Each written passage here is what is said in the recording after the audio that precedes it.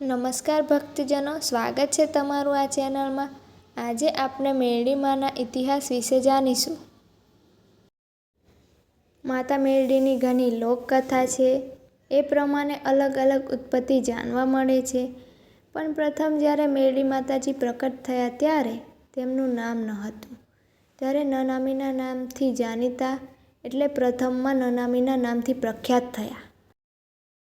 ઘણા વર્ષો પહેલાંની આ વાત છે, જ્યારે દાનવો દેવોની અપાર પૂજા કરતા અને ભક્તિ તેમજ તપ કરીને ભગવાન જોડે વરદાન મેળવી શક્તિશાળી વિદ્યાઓ પ્રાપ્ત કરીને પોતાને મહાન સમજતા અને રાક્ષસો બહુ શક્તિશાળી બની જતા અને દેવતાઓને પરેશાન કરી મૂકતા। તેવા સમયમાં દેવતાઓને આદ્યશક્તિ માતાના શરણમાં આવીને તેમને વિનંતી કરવી પડેલી છે, આ દુષ્ટ રાક્ષસોથી અમારી રક્ષા કરો। જગતમાં તમારા જેવી આદ્યશક્તિ માતા વગર અમારો કોઈ ઉદ્ધાર કરી શકતું નથી।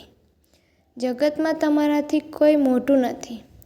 આમ રાક્ષસોનો સંહાર કરવા માટે આદ્યશક્તિમાં સ્વયં નવદુર્ગાઓ રૂપે આ ધરતીલોકમાં રાક્ષસોનો સંહાર કરવા બધી નવદુર્ગા દેવીઓ ભેગા મળીને દેવતાઓના કહેવા મુજબ પૃથ્વીલોકના મનુષ્યોનો રાક્ષસોના ત્રાસથી રક્ષા કરવા લાગ્યા।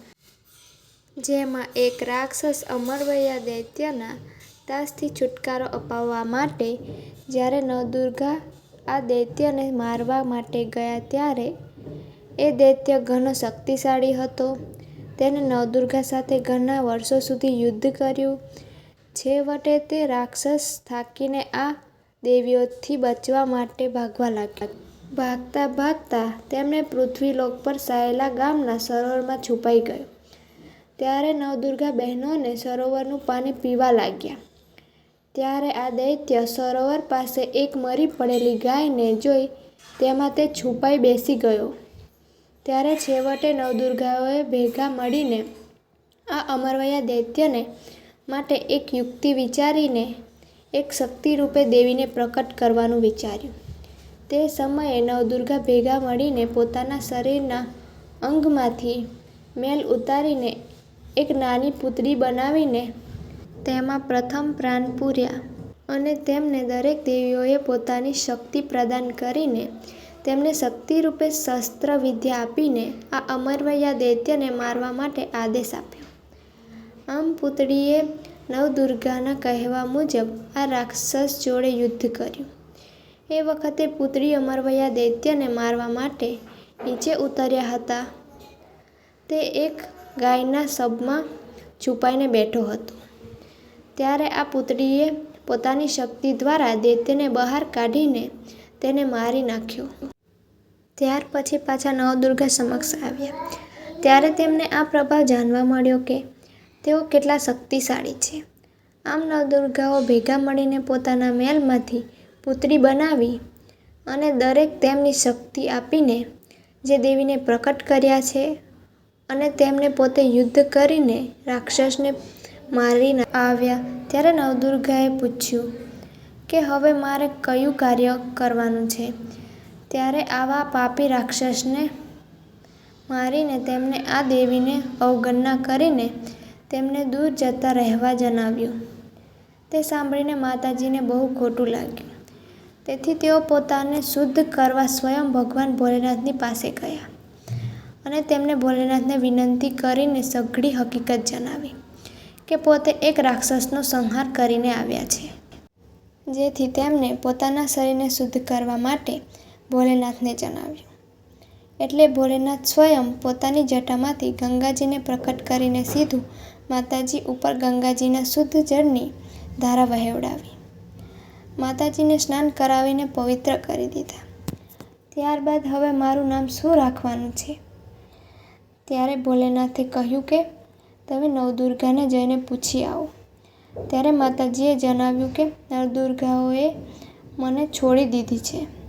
હવે તેઓ મને અડવાની ના પાડે છે। તેથી મારે શું કરવું જોઈએ? ત્યારે ભગવાન ભોલેનાથે તેમને આશીર્વાદ આપતા જણાવ્યું કે તમારે પોતાના નામ અને હક માટે નવદુર્ગા જોડે યુદ્ધ કરવા આદેશ કર્યો। ત્યારે ત્રણેય દેવતાઓએ ભેગા મળીને બહ્યા.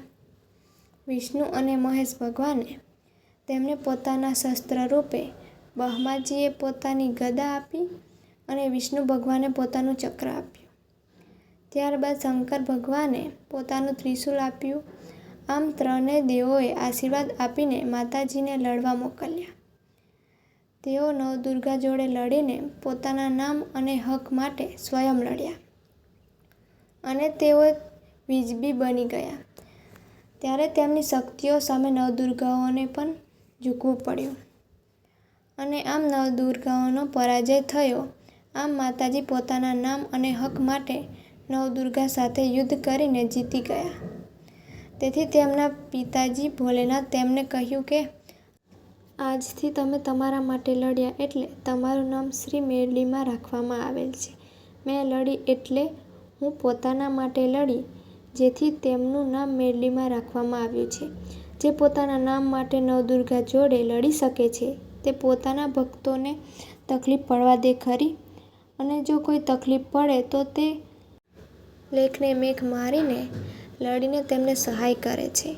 આમ મેરડીમાં પોતાના ભક્તો માટે લડીને તેમના દુઃખ તકલીફ જે કોઈ હોય તે દૂર કરે છે.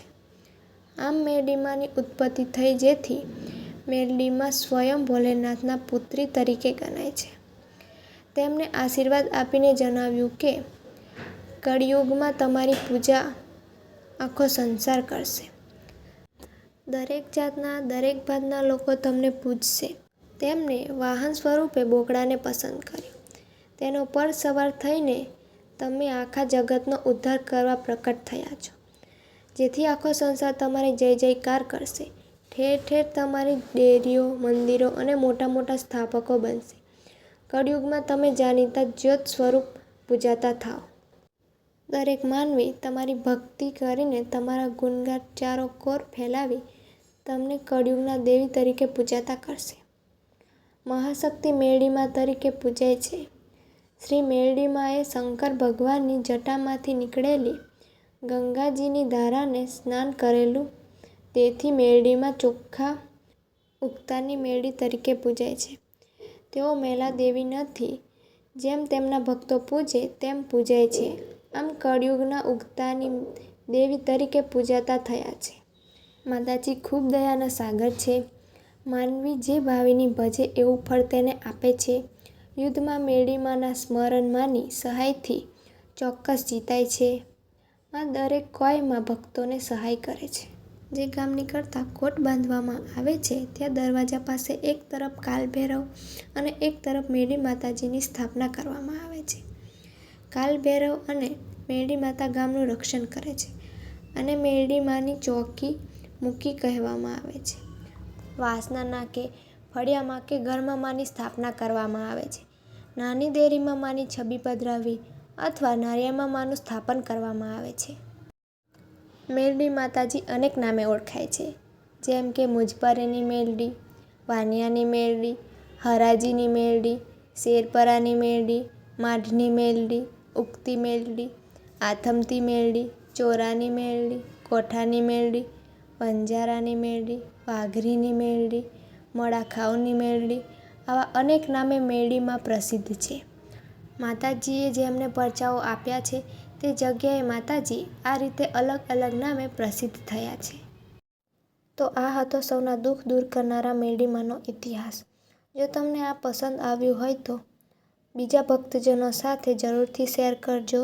ચેનલને સબસ્ક્રાઈબ કરો અને કોમેન્ટમાં જય મેરડીમાં લખવાનું ભૂલશો નહીં.